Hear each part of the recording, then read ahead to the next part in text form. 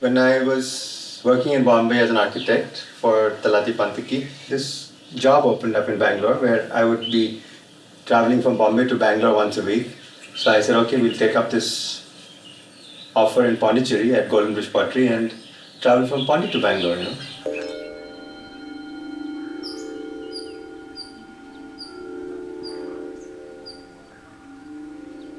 This is Golden Bridge Pottery, GBP as we know it.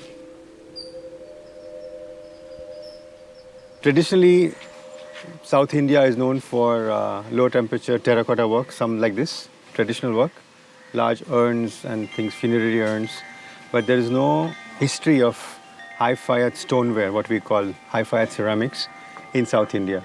Ray and Deborah set up Golden Bridge Pottery in the early 70s here, and Ray started taking on students. So this here is what we call the Chinnagama. It's a term of endearment for the Anagama. One of those large kilns that you fired once, sometimes twice a year. It's 80 cubic feet, more or less, inside.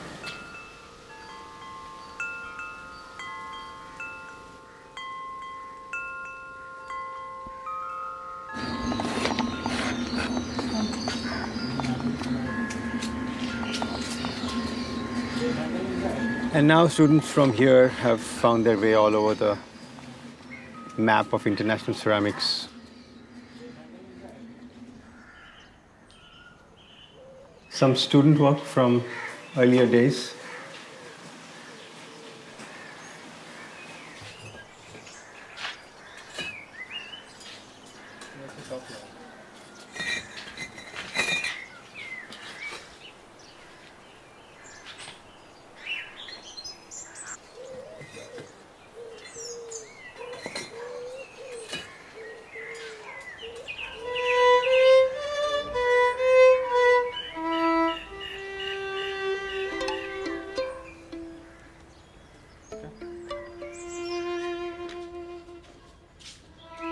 Along the railway lines of Bombay city, where you're passing in a train, tracks full of people sitting and doing their morning job, where you would see a butt and a bucket, a butt and a bucket, a butt and a bucket. And of course, early morning sunlight to late night moonlight. It's the butt and the bucket going around, and everybody else is doing their own thing. In the car, on the bike, the palm trees. But this keeps going on.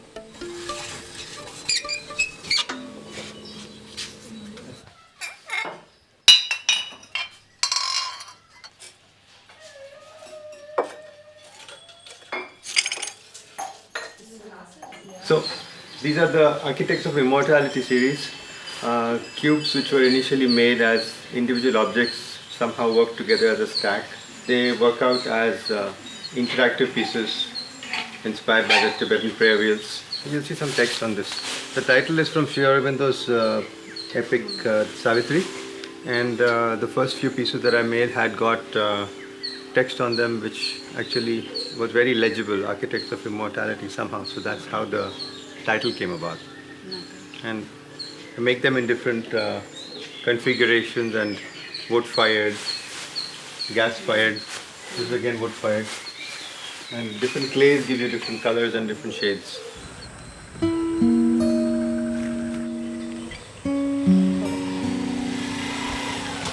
I speak?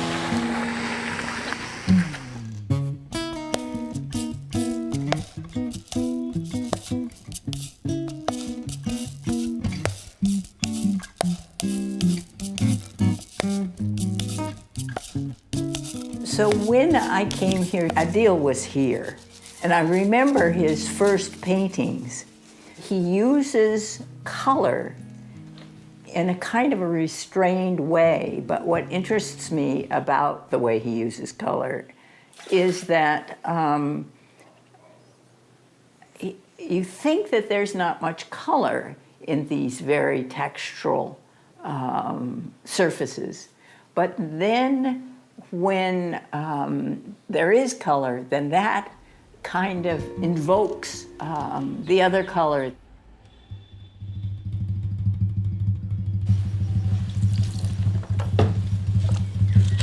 And what I'm starting here, I have no idea what I'm going to do.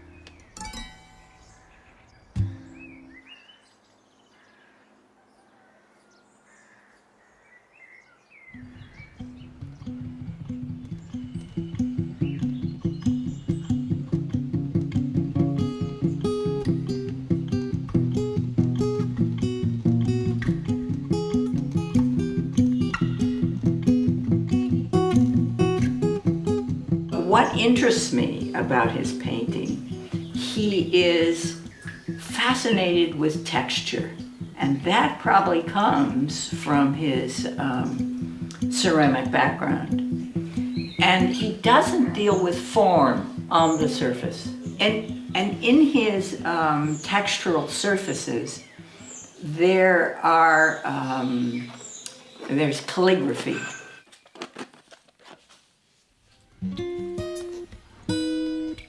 Specific order and some changing the linear surface, which he does in his establishing the texture, but then he does calligraphy on that surface, and that draws you in to the surface.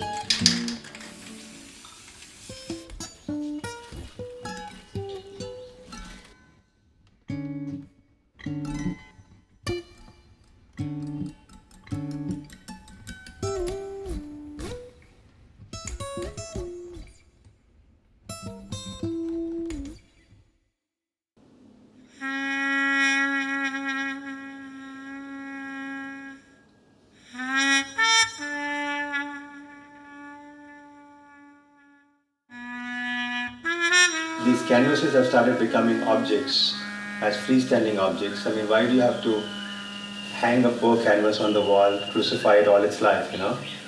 Bring it out, have it as a loose piece, move it around the house, see how it changes in different locations, in different light.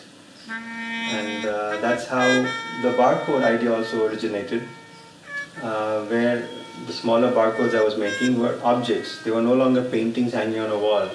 Sure, you could make a ledge and put them on a wall, but they were still sculptural because they were three-dimensional.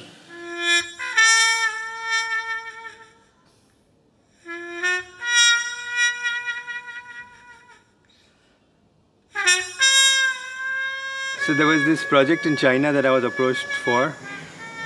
This is Dr. Ichi Su, who is one of the guys responsible for a project called the Museums of the Five Continents, where essentially they invite ceramic artists from all over the world to a small dusty little town called Fuping. Thing is, when I was deciding on what to make at this residency, when in India you think of China, what do you think of? You think of consumerism. Everything in the market these days is flooded from China. So I said, let's make a barcode, because the barcode is what is actually there behind every product that you get. So although I started making these at the residency in China, it became not something that I was happy with, so the barcode became something else. When I came back, I made these in acrylic and canvas, smaller versions of these, and somehow an image of that in a catalog reached people who were in charge of the airport project in Bombay, and I was commissioned to make a huge 12-meter long, 2-meter high barcode for the airport. After all the negotiations, it turned out that the person was actually expecting me to have made this out of clay, because he says, I didn't think this was a canvas because I know you as a ceramic artist, I don't know you as a painter, so please make it out of clay. I said, you're giving me 9 months, and for the kind of budget I've given you for canvas, there's no way I can do it even if I could try to make it. And I don't get these colors in clay. This is why I work on canvas, because I can get colors in canvas which I cannot get in my clay. Project didn't come through. I got a little upset about it. I said, come on, let's do it anyways.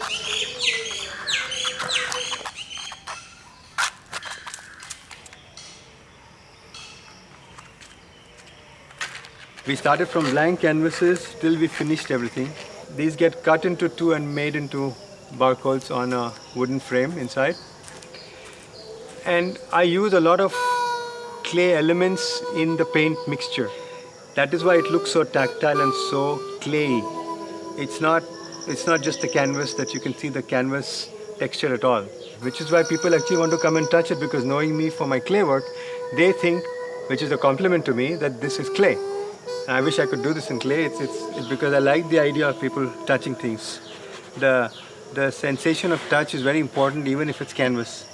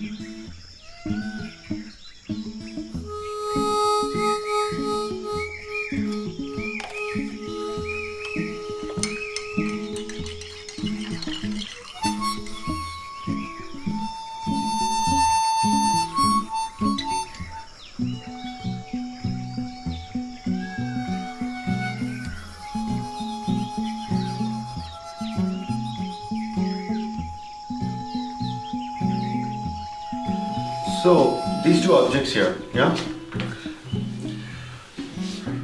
both made in Japan at Shigaraki. I was doing a 3-month residency. I was awarded a residency to be there and make a body of work there.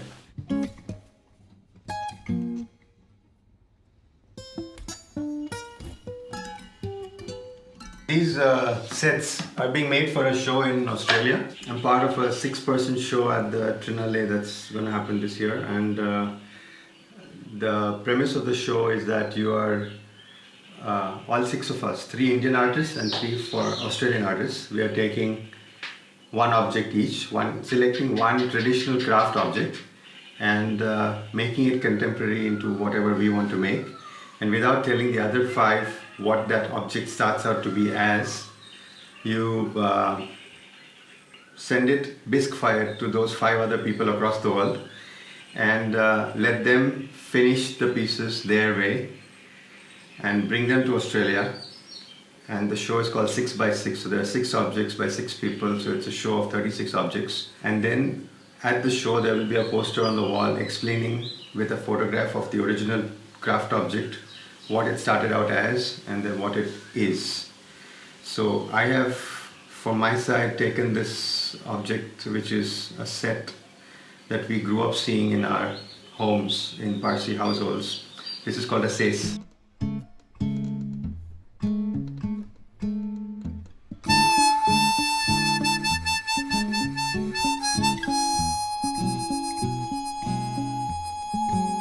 Made this in Japan. It's Anagama fired in Shigaraki. Wherever I travel, I try to copy the font of the place without really knowing what I'm writing. And somehow it fits into a series that later on became a show in Bombay called Secrets and Lies.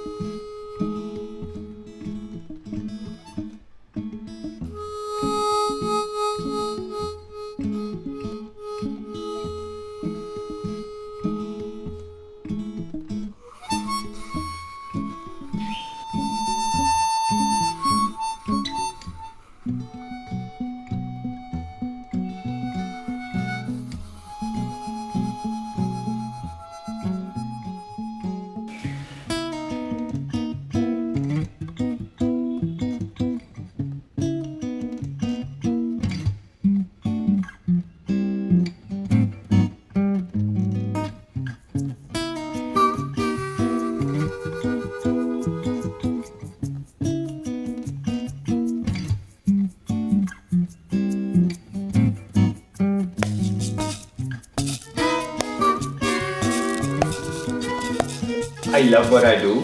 I don't say I'm going to work in the morning, I say I'm going to my studio. That's by in itself a blessing, a grace. And if there's another material or a medium calling, I have no problem with that.